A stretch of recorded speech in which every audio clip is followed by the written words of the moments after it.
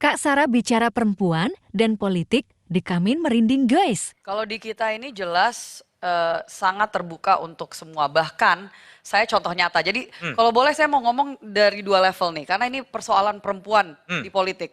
Satu level adalah bicara internal partai dulu. Saya mohon izin. Oke. Jadi yang pertama kalau misalkan di Gerindra saya contoh nyata dari bagaimana kita tidak ada karpet merah. Karena saya pertama kali maju untuk caleg DPR RI dapat nomor urut 2. Padahal kalau orang tahu saya siapa pasti mikirnya oh harusnya nomor urut 1, harusnya langsung Tapi bisa di Gerindra kan waketum kan? Kenapa? Di Gerindra waketum. Baru 2020. Baru 2020. Saya 2008 masuknya masih ketua bidang di organisasi Oh, sayap. Di jadi bukan Gerindra 2 hari langsung waketum gitu kan? Gak ada. Bahkan Ketum. di kami tidak ada.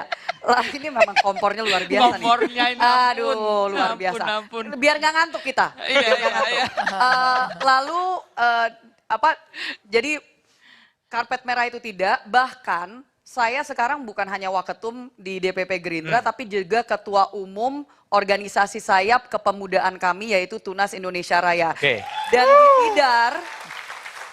Dan di Tidar itu yang berlaku bukan pemilihan langsung oleh ketua umum partai.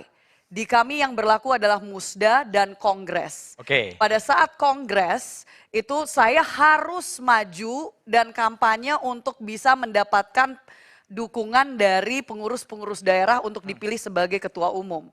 Jadi tidak ada, itu kaderisasi semuanya berlaku dan memang siapa yang dianggap, dan saya juga harus membuktikan diri sebelum menjadi wakil ketua umum.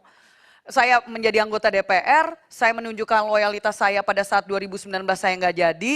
Dan itu saya walaupun waktu itu saya punya bukti bahwa saya sebenarnya berhak untuk mendapatkan kursi tersebut karena 5.000 suara saya dicuri. Saya maju ke MK dan di situ tidak dikabulkan. Jadi di sini itu prosesnya panjang gitu. Itu satu untuk internal bahwa di Gerindra sebagai wakil ketua umum perempuan diberikan ruang karena wakil ketua umum perempuan bukan hanya saya sendiri, ada beberapa. Dan juga ketua umum organisasi sayap kepemudaan. Kalau organisasi sayap perempuannya udah pasti perempuan ketua umumnya. Tapi organisasi sayap kepemudaan belum tentu. Dan saya mungkin satu-satunya ketua umum organisasi sayap kepemudaan maksimal 35 tahun pada saat SK keluar. Yang kedua saya mau angkat, ini kebetulan saya sama Mbak Diah ini adalah ketua presidium dari 2 kaukus perempuan. Mbak Diah adalah ketua kaukus perempuan Parlemen Republik Indonesia dan saya ketua presidium kaukus perempuan politik Indonesia, KPPI.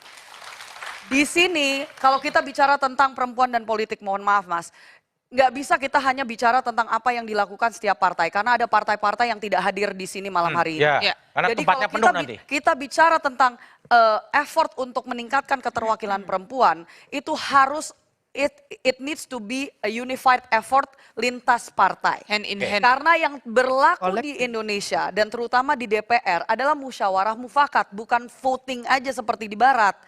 Yang kalau musyawarah mufakat artinya apa? Pada saat kita memperjuangkan 30% dapil nomor urut 1-nya perempuan, sayangnya waktu itu pada saat saya masih ada di DPR, itu hanya 4 partai dari 10 fraksi yang mendukung hal tersebut.